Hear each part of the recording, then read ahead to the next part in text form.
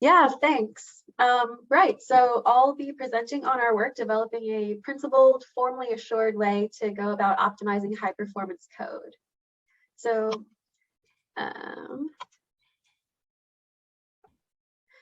this type of code can be used in a lot of different contexts.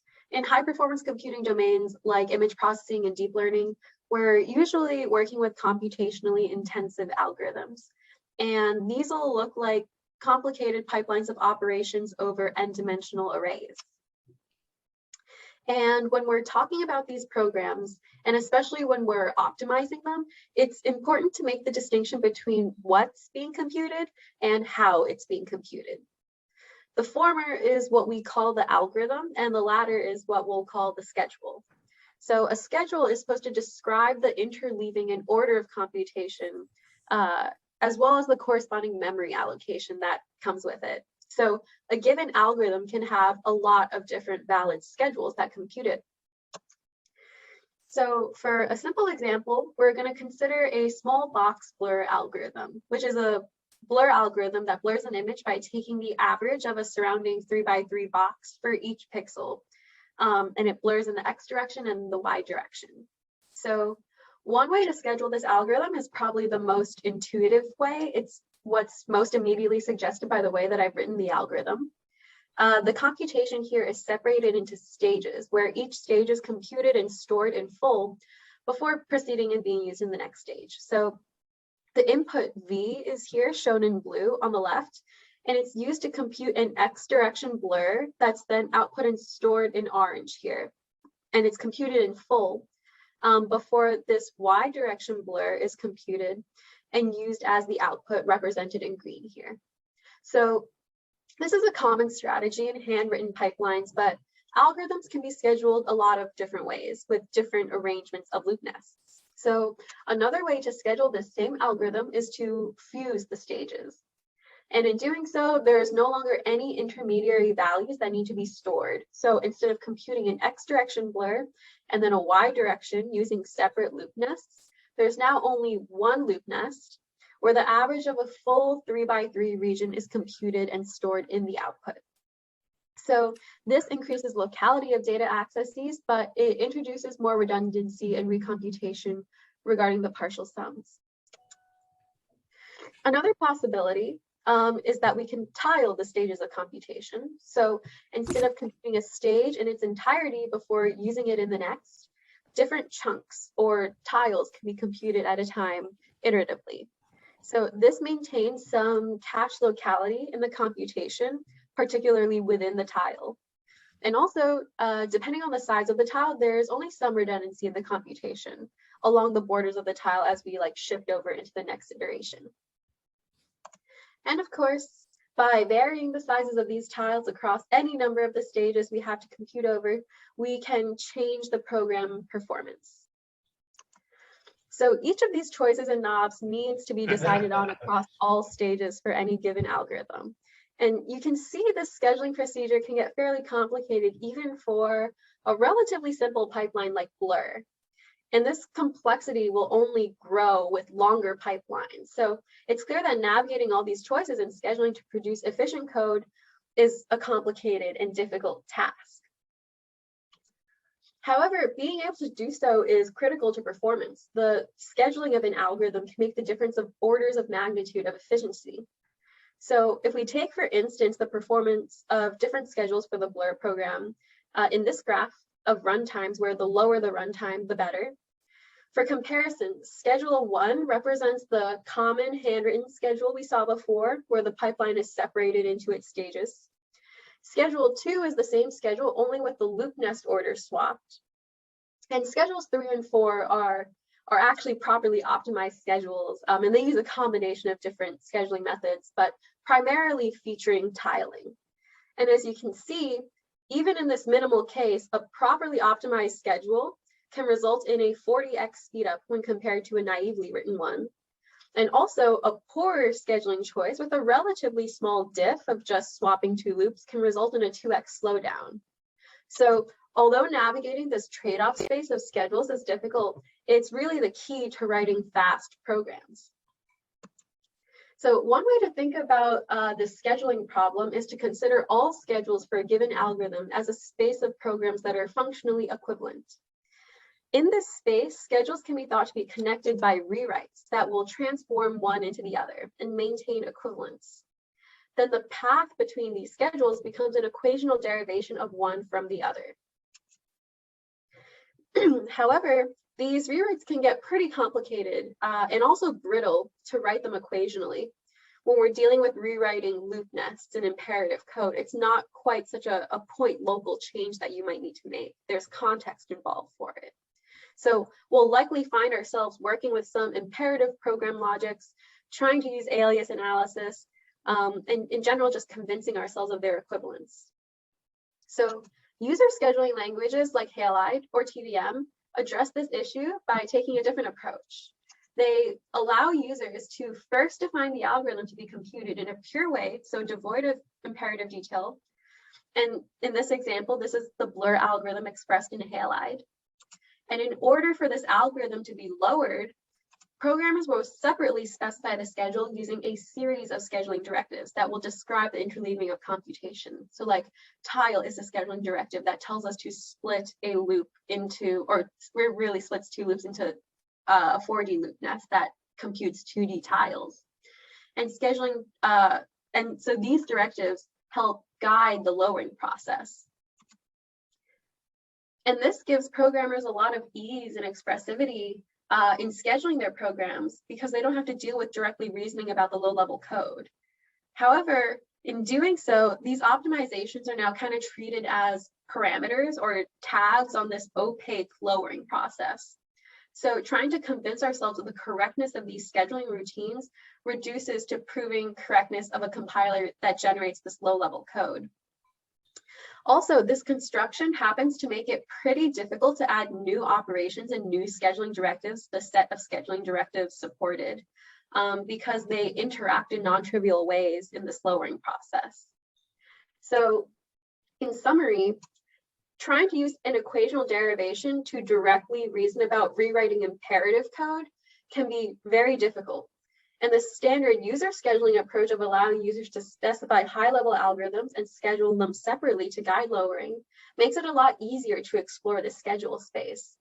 Bar some standard difficulties this introduces to do so with formal assurances if we want them. So for one of our goals in our approach, we'd also like to take after these languages and use a high-level functional representation for users to express programs. But slightly differently, we'd like to enable user scheduling via rewrites at the same level. So this would allow us to traverse that space of equivalent schedules using source-to-source rewrites that have been pretty difficult and impractical on imperative code. And we can do this much more easily at a higher level of abstraction. And also, this framing would better position us to achieve some formal guarantees for our optimizations. So as we're rewriting and optimizing a schedule, we would like some formal assurances that we're in fact not changing the semantics of the algorithm, so we can stay in that space of equivalent schedules. In other words, we'd like our optimizations to be formally verified, and we'll do so in this project by using the cockproof assistant. And finally, we'd like to maintain a well-defined degree of imperative control. Because it's nice to have this high level of abstraction to protect us from dealing with the imperative detail.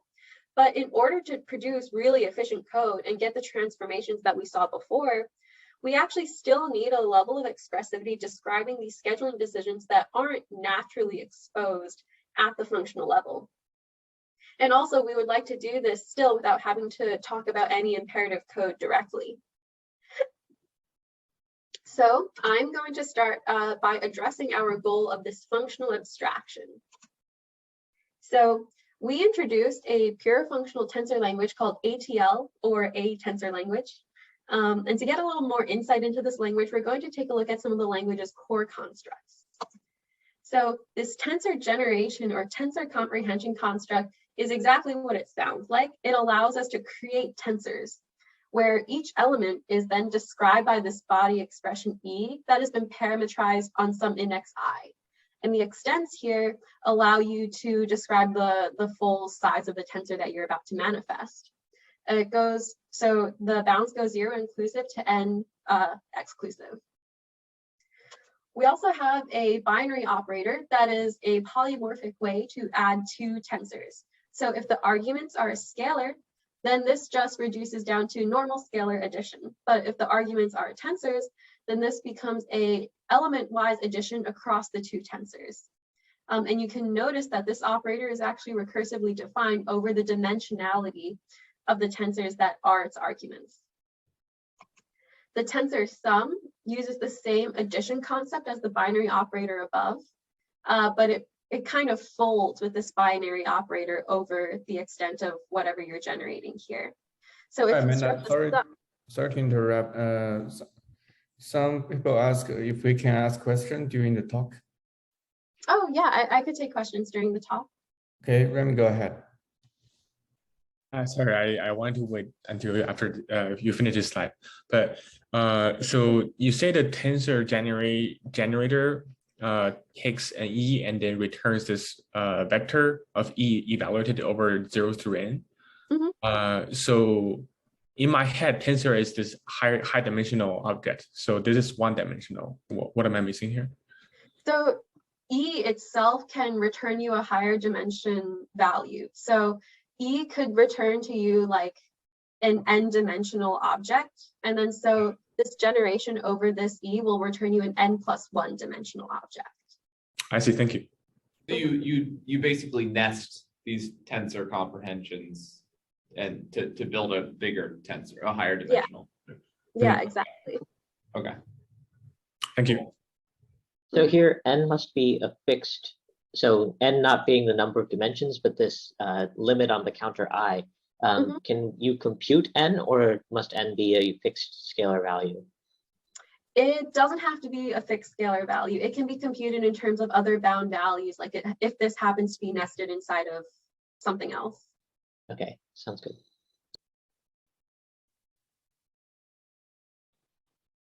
Awesome. Great. If that is all for now, then I'll just continue with this. Feel free to jump in whenever. Great. So yes, this tensor sum uses the same addition concept as above, but it sums over the range of elements that are specified by E in this iterating range. And we also have the Iverson bracket taken from Ken Iverson's ATL, which guards against the execution of E predicated on some condition P. And it has the semantics that if P happens to be true, then it basically returns E. It acts as the identity. But if it's false, then it returns 0. Or I put a little asterisk here because it technically takes on the form of the additive identity that is of the same tensor shape as whatever E happened to be before. So you can think of it as a map of multiplication by 0 over a tensor. So, and finally, the language also contains some familiar functional constructs, probably, like let bindings. In ATL, they similarly bind values to a name to be referred to in a body expression. And likewise, they represent at a low level the points where memory is allocated. So this memory is zeroed out, and then it is passed downwards in our lowering process as the destination for the lowering of another expression to write into. So in this case, it would be the lowering for expression E1 that's going to be stored into this buffer X that has been allocated here. And this style of lowering is known as destination passing style. And so consider in this case, we have some ATL program named prog that's going to be lowered into an allocated buffer X. So the lowering of a gen, in quite simple terms here, because we don't talk about the dimensionality going on here. This is a simplified look at our lowering process. The lowering of a gen would look like a for loop here with matching extents with the generation and a final storage statement here into this buffer X accessing at the looping index I. So basically this looping order that's established like this, going from 0 to n, is going to be the same way that we access into a storage buffer.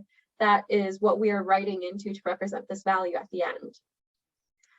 The lowering of a sum would look quite similar, only instead of a final storage statement with the iteration index access here, there's no further access into the storage buffer X. it instead accumulates the computed values in a running sum in X. And finally, the Iverson bracket is lowered into an if then else statement that wraps the lowering of E to store into some buffer X on this predicate P. So I use this funny symbol here to denote that at this point, we actually have no information on the structure of E. So we actually don't know if it will be a storage or reduction at this point. Can I ask this question on the Iverson bracket? Yep. So what's the difference between defining it like this versus just defining it as a cast from true and false to 0 and 1? It can be thought of like that semantically, but in this lowering process, we guard against execution in and of itself, whereas you can think of if it were implemented instead of just specified as multiplication, then it may or may not short circuit depending on what you're doing, and it may or may not save you computation or power. So is it kind of related to sparsity? So when you see 0, you don't want to actually run the code and multiply with 0. Yeah, quite similar. We operate, we only support dense data right now, but like the Iverson bracket was introduced primarily with the thought of looking towards the future of being able to support like sparse data structures. Thank you. Mm-hmm. Building on that, so we have these two operations that seem to correspond to map and reduce. Yeah. The Iverson bracket almost feels like it corresponds to filter, except rather than removing the element, it replaces it with a 0 or whatever the equivalent of 0 is. Do you have a construct similar to filter in your language?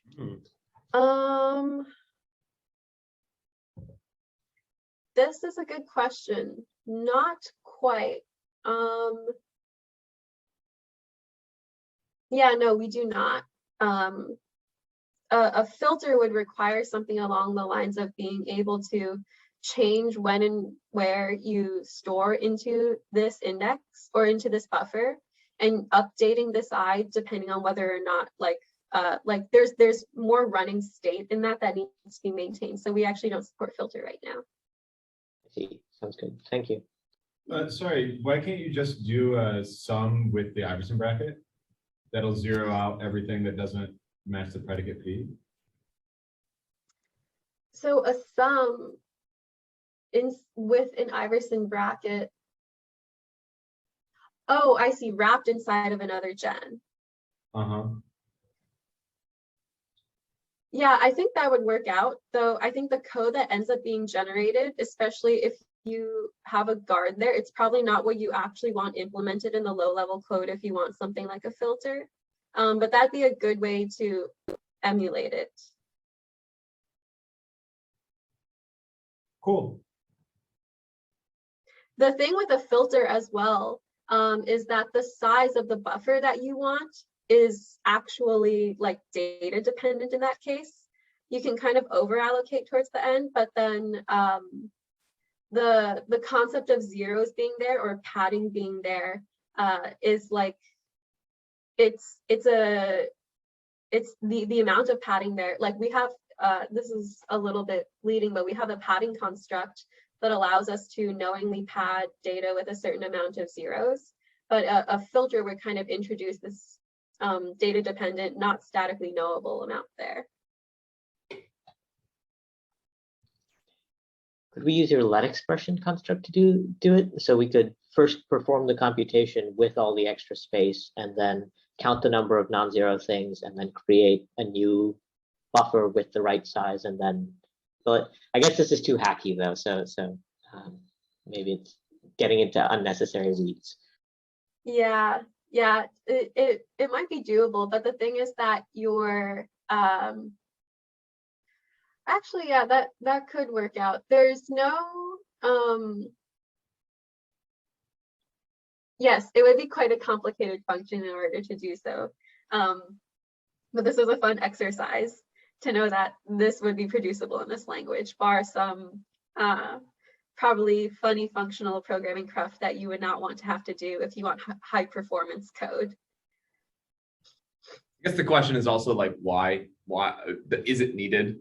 Yeah, I guess right. in my experience, like I'm not thinking of kernels off the top of my head that need filtering like that, but I don't know all kernels, so especially modern kernels probably might be doing something wacky. Yeah, exactly.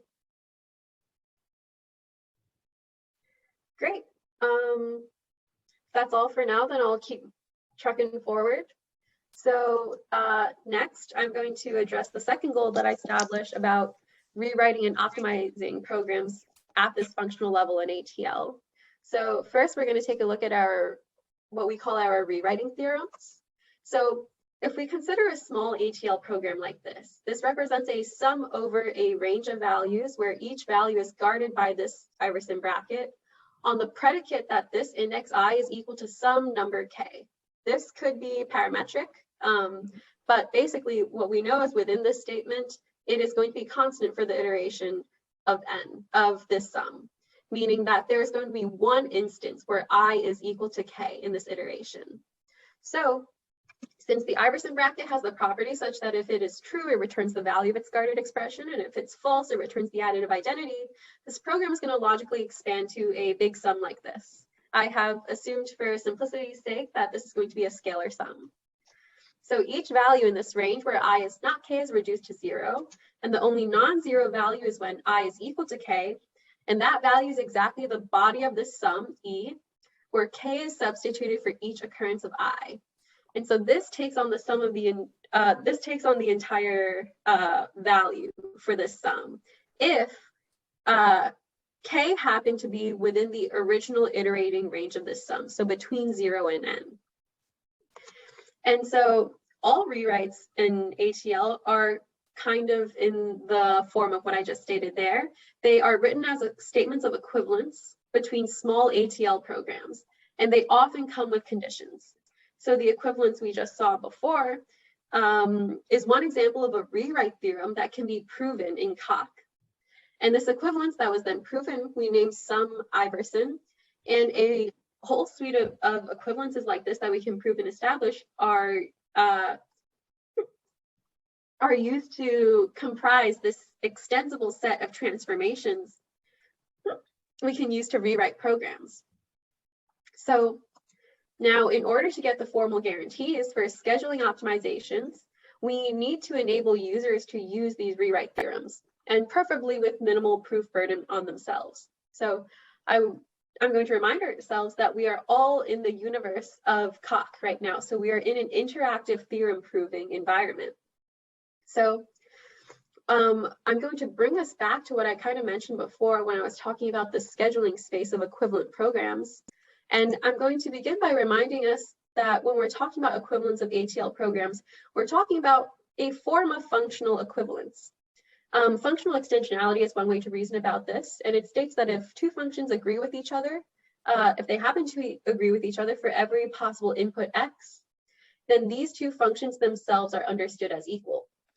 So this is one way that we can go about proving the equivalence of ATL programs by looking at subterms within gens and matching up these language constructs and looking at the equivalence of their bodies. But in our framework, we actually need to take advantage of a weaker form of extensionality in order to reason about equivalences and rewriting of these subterms. Because functional extensionality is a little too strong for our purposes. So for example, if we have two tensor generations that are equivalent, we don't actually need to state that their bodies, f and g, are equivalent for any input x. We only need to concern ourselves with a universe where x is limited within this iterating range for the equivalence that we're concerned about. And we can say something similar for the equivalence of some constructs as well. And also for the Iverson bracket, f and g, our guarded expressions, only need to agree on their values when p is true. Otherwise, both expressions reduce to their respective additive identities. And if these happen to be the same shape, which is also another precondition that's kind of invisible in this, that would be sufficient to say that these expressions would be fully equal. And so with this use of these weaker extensionality lemmas, we can actually accumulate greater information in a syntax-directed manner as we descend in ATL program to examine subterms of a program and find the different points where we want to apply a rewrite. Because all of this is extra information that we'll have in a subterm or a specific context that we can use to discharge any preconditions that we need for a rewrite theorem to go through. So for an example, let's return to the simple scat, or I guess I haven't introduced this yet. Let's take a look at this AST for a small scatter program. It's considered a scatter program. This is a common form of a program that could be generated when you're using reverse mode automatic differentiation. So this is the AST for such a program. And we're going to descend beneath this top level sum construct to apply the sum extensionality lemma. And we'll now find ourselves in a universe not only where I is bound, but with the additional knowledge that it's between 0 and k. And this is now information we can use when applying rewrites at this level or lower. And we can dive again beneath the generation construct and accumulate some similar information in our context for the generation index j. And now into this right-hand side of scalar multiplication, we have no additional information, but if we were to try to use a rewrite here, this would be the full amount of context that we would have to help prove any sub-goals to get that rewrite to go through. On the left-hand side, we go beneath an Iverson predicate. So now we get to gain the information that this predicate happens to be true. And now we have in this context, information on the bounds of I and j, and this relation between them that we could use to prove any rewrites we choose to apply at this level. So to actually use these theorems to rewrite and transform programs, we also provide a powerful set of tactics in our framework. And to demonstrate this, I'm going to reschedule the scatter program that we just saw in AST form. This is because scatters are often suboptimal, especially if we eventually want to exploit parallelism, since a scatter will require each input to be written to multiple elements in the output with the way that the indexing works. It would be more advantageous for us to rephrase this as a gather, where outputs are going to read and compute multiple inputs. And we can really achieve this by essentially swapping our sum and generation loops and then pushing this index axis offset from the axis onto W onto the axis on X. And we're going to begin by rewriting backwards using the sum Iverson theorem we looked at before to wrap this axis into W with a sum that's going to zero out every other axis into W except that index I minus j. And we do so by using our RW tactic. This RW tactic is definitely the power horse of the tactic framework portion of this project. And it takes in the name of a theorem that you want to rewrite using and automate away any proof details that you would need for it to go through. So in this case, it would be the preconditions for where k lands within the iterating range. So now what we can do is we can rewrite again to push this Iverson bracket inside of the sum and merge it with this other bracket so that it becomes the conjunct of these two predicates. And now we can take a closer look at this predicate and see that it's true if k is equal to I minus j and if I minus j is non-negative.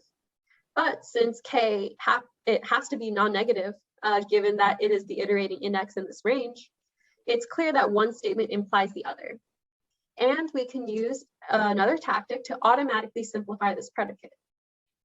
And now we can rewrite to push this outer sum inwards to get us closer to the shape that we want for this program, essentially commuting it with the adjacent generation and sum loops.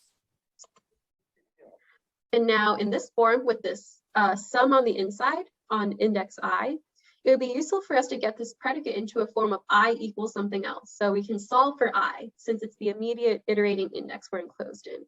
And of course, we have another tactic to take care of this. And we can finally note that this inner sum is once again in the form of a sum over an expression predicated on its iterating index equaling a specific value. So we can rewrite again to collapse this expression and achieve essentially the gather program that we had set out for at the beginning. And finally, we can conclude the scheduling process. So you can see that this tactic framework allows the programmer to schedule the program and a high-level proof script. So each of these transformations is actually a constructive proof for us, where we are proving the existence of a program that is equal to our original program. And within this constructive proof, we are building the witness to be this other program that happens to be equivalent to the first one. And all of this reads at the level of abstract detail pretty similar to that of a mathematical proof. And so to recap, with our rewrite framework and core ATL language, we're able to express and rewrite a wide range of schedules. But if we want to schedule truly high performance systems, our work isn't quite done. I named imperative control as one of our goals previously. And before I take a look at our approach to this, I'm going to elaborate a little bit more on what this means.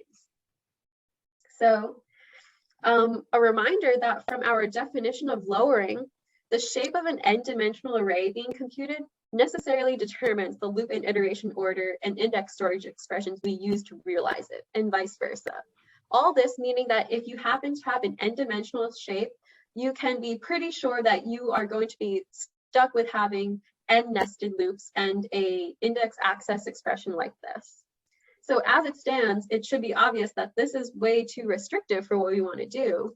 If we think about even the simple case of tiling a 2D computation, in our lowering, a 2D shape largely suggests a nested loop structure with a simple 2D index access and storage expression here that is solely the loop iteration indices, and we only have 2 of those. However, if we want to tile this computation, we're going to be separating this into several 2D tiles, creating much deeper loop nesting. And under our current construction, the only way to get this kind of nesting would result in a 40 axis pattern like so. But we still only want to realize that same 2-dimensional output. So what we actually want is a special axis pattern into a 2D output like so, that has still this 4-dimensional loop nesting, but the index accesses are supposed to reflect the tiles being computed, stride and all. So what we really need is a high-level form of imperative control to be able to decouple the compute and storage order in this way, in a meaningful way that has connections to a real tensor transformation, if you think about it, tiling a tensor. So to do so, we introduce what we call reshape operators into the ATL language. And these operators all define different array operations like concatenate and transpose. And these operators are defined in terms of the core ATL constructs that we saw before. So they're not brand new language constructs.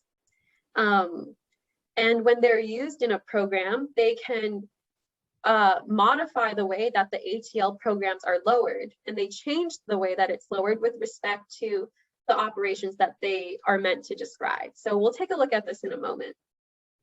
But to introduce reshape operators into a vanilla ATL program, we have some special mechanisms for this for, again, further preservation of semantics. So first thing you might notice is that many of these operators can be grouped into pairs or left and right adjoints, so that when you compose them, they form the identity function, bar a couple of preconditions that may come up for some of these. But for example, the transpose of a transpose should be the original array. And you might also notice that these adjoints are also just statements of equivalence in ATL. So these can also be proven as Coq theorems to be used in our rewrite framework itself. And this is another demonstration about the extensibility of our optimized rewrites.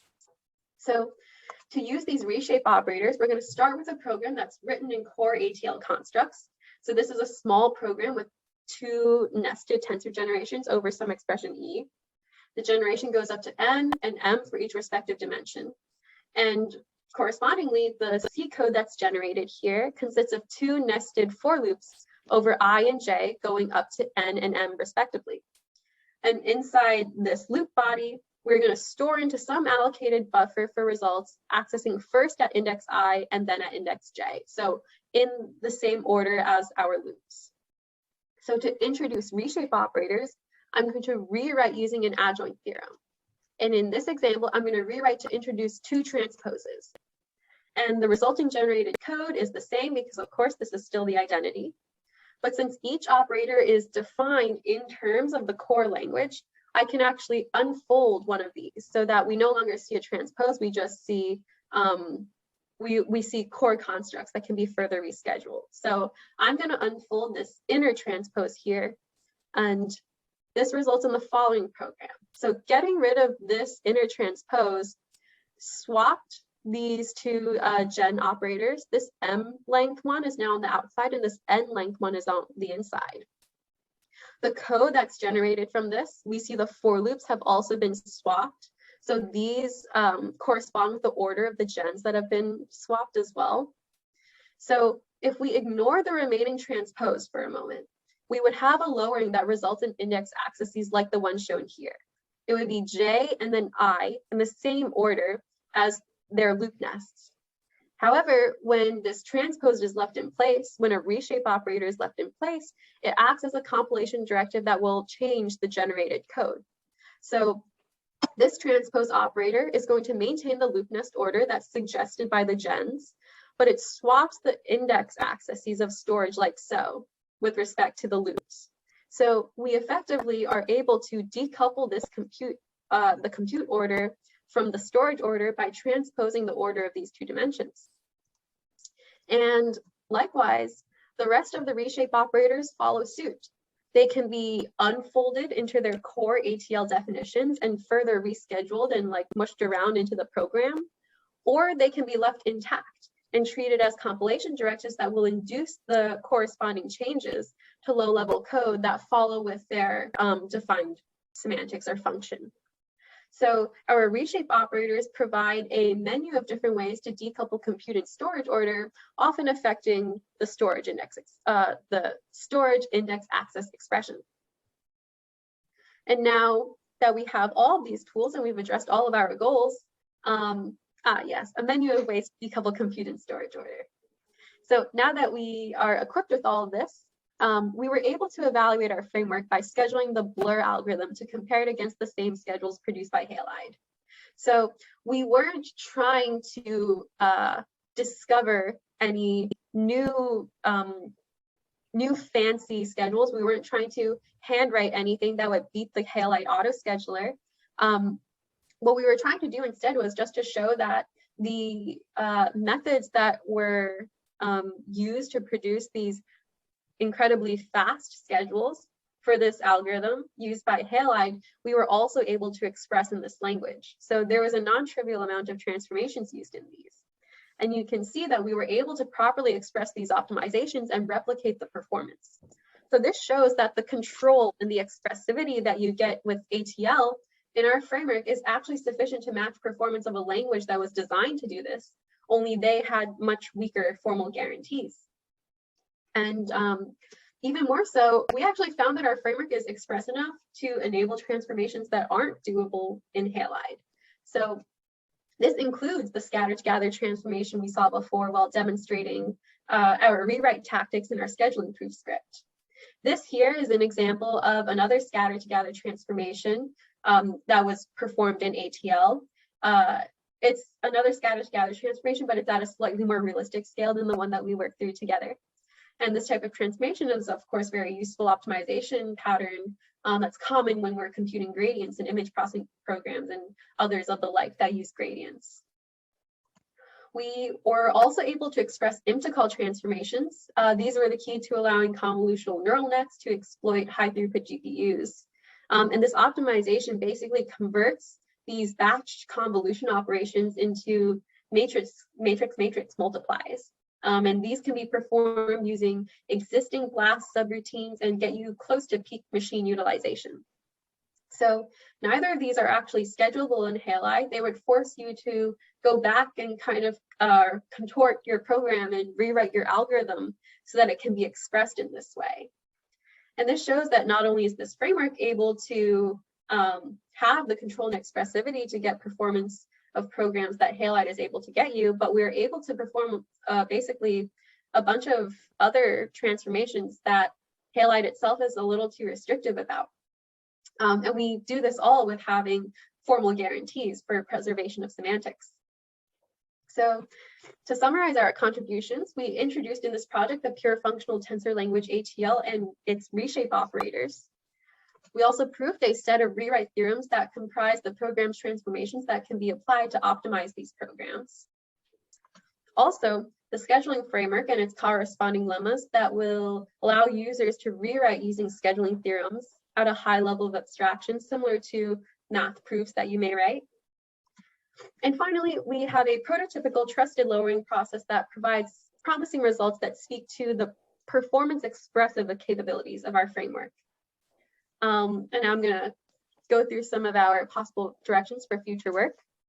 So the first thing that we have marked off here is it deals with ergonomics of the system. So a lot of repetitive tactic work is actually required for simple operations, relatively simple operations like tile. And it's this issue is actually pretty common and very natural and relatively easy to resolve in the world of proof assistance, because we're dealing with tactic engineering, where you can rewrite or not rewrite, that's a bit of an overloaded word here, but you can define higher level tactics that abstract away detail in the same way that you would write functions in any other language. So it would be relatively easy to abstract out this verbosity into an even higher level tactic. And this would help us achieve greater ease in supporting higher granularity program transformations. And there would be less repetition at a broad stroke. So users could tile, compute at, similarly to how they would at Halide, but they would still have the option of allowing fine-grained control and returning to this RW tactic as needed. Another useful piece of work would be to introduce a form of stateful computation or a general scan-like operation into ATL. We have some, which is kind of a very specific, specialized version of it that we have in the language. But a broader version of this would be very useful in supporting sliding window-like optimization. So this would allow state to persist and be shared between loop iterations. And the sharing of state would allow values to be computed and stored until they are no longer useful and gradually evicted or something. And then the size of the scratch pad would have to be something else that would be like another parameter or something else introduced into the language. Another useful future endeavor, this is actually the current one that I'm working on right now, would be to reduce the trusted portion of our stack. So currently lowering is unverified, even though our source to source transformations are. It would be nice to separately verify this compilation process. And if we were to verify this lowering to some imperative target, we would get a nice commutative diagram.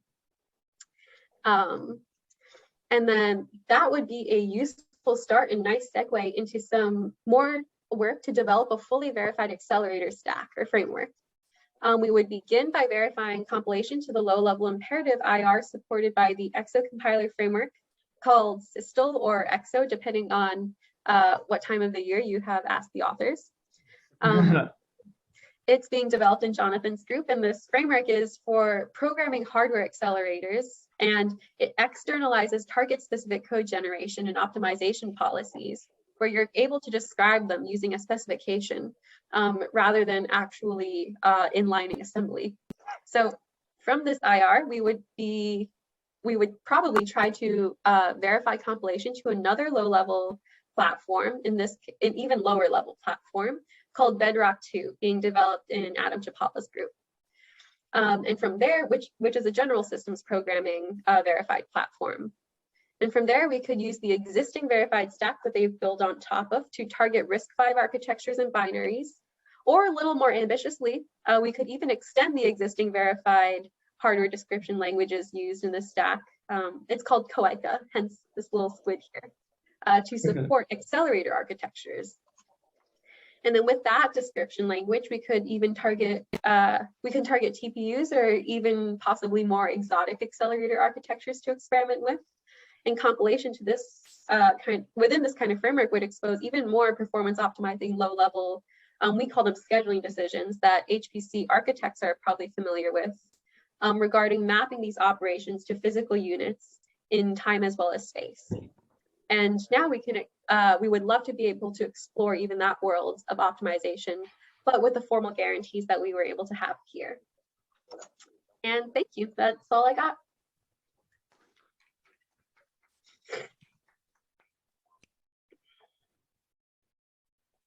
So have you thought, awesome talk. I mean, this is really obviously very related to the work that I do. So it's awesome.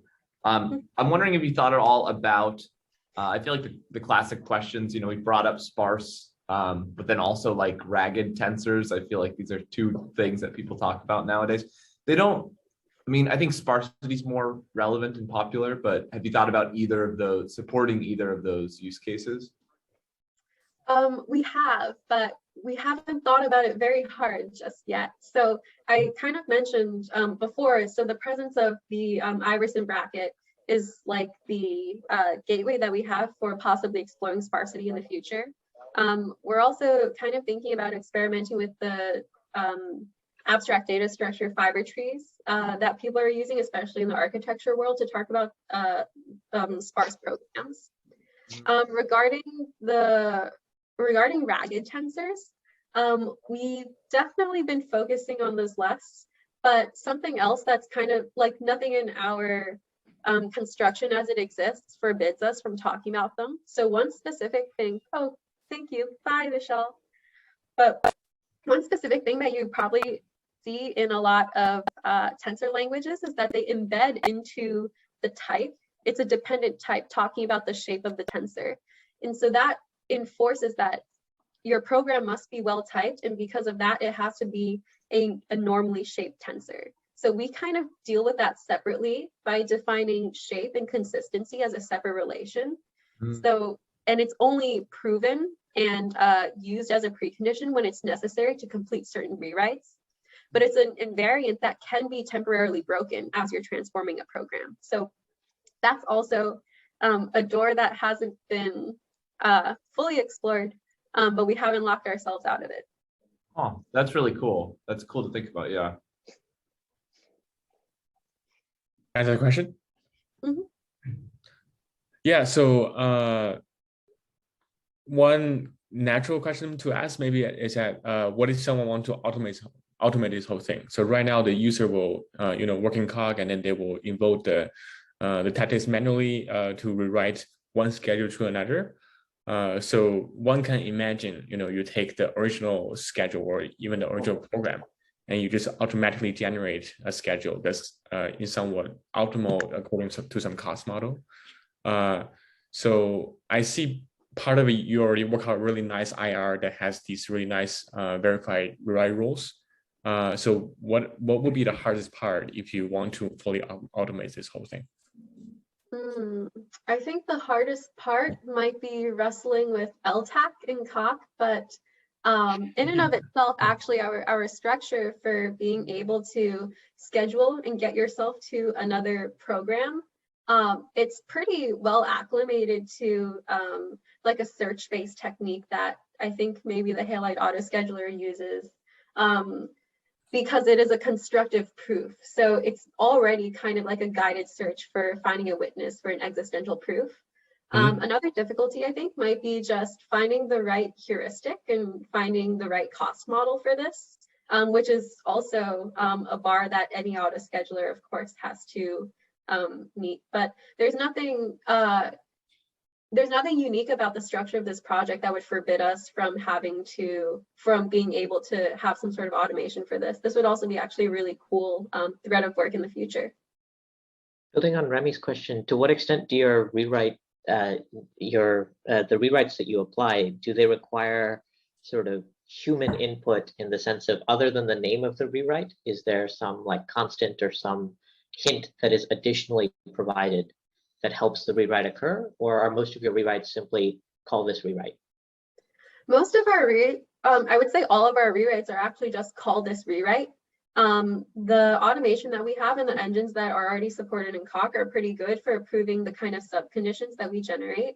The only other arguments you might see passed to like the RW tactic is just some patterns that kind of tell it where to rewrite in a program if there happen to be repetitions of a similar site that a rewrite can be applied at, but you're like, I only want this specific one to have a rewrite transform at.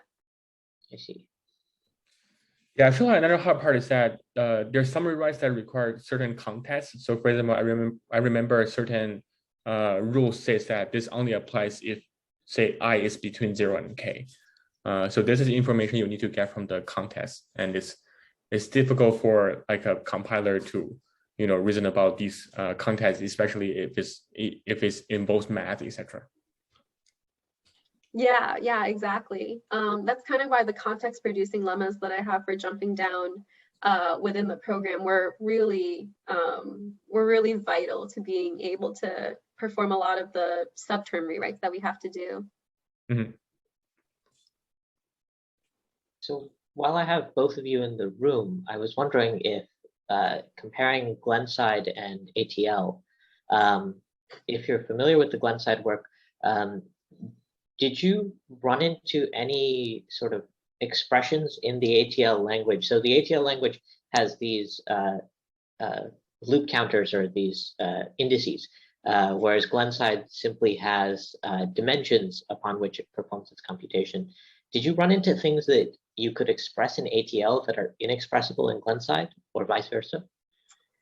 I'm not terribly familiar with the Glenside project, but from what, so I haven't experimented with it, but from what I can tell, I don't think there is anything.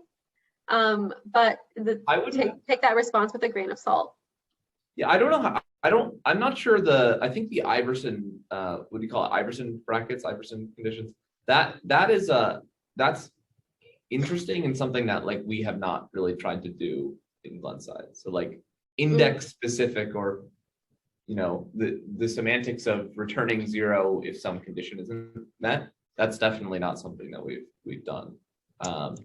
And it would be interesting to think about how you would do it, because then you would start needing to talk about indexes specifically, which is what we've tried to avoid doing. So that's a really interesting thought. Yeah, sorry. Yeah, go ahead. Yeah, no, thank you for that.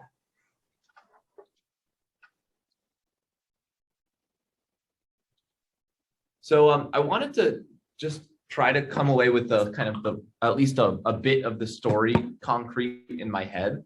So I'm gonna first I want to ask if I have at least a portion of the story correct, and then also ask if I'm presenting your solution to that story correctly. So at least part of my understanding here is that the goal is to do verified rewriting. That's like the goal, is to be able to do verified rewriting in the scheduling space. And this is previously hard. And here's where I think I'm getting shaky. This is previously hard. You couldn't do this in Halide, for example. And I think maybe it's because just Halide is, maybe it has to do with the fact that you don't do source-to-source transformation in Halide. And so it's not appropriate because of that. But it may also be a different reason. And so you using ATL now have a good language for doing source-to-source verifiable transformations in. Is that a fair kind of 3-sentence description? Yeah, I'd say so. I think the difficulty is not even just the absence of source-to-source rewrites, but when you irrevocably tie scheduling with your compilation process, you make the verification problem harder because you're tying the semantics of optimizing with your compilation process. I see. Yeah. Okay, that makes sense. I enjoy the idea of ATL. I think the TVM team recently developing the Tensor thing, which is in some concept is similar, because ATL is a formal language that we can perform source-to-source transformation by the schedules. And in Tensor the schedules are formulated as passes on the IR itself. So what's the difference here is that ATL is embedded in Coq, and we can do something, some verifications in, but In TensorR, it is a little bit difficult because the language is like an imperative language. And you can consider if there would be some synergy in the future. Yeah, for sure.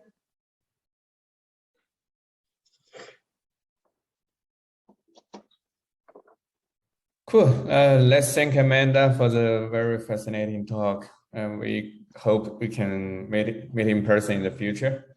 And sorry, we do not offer lunch for you today.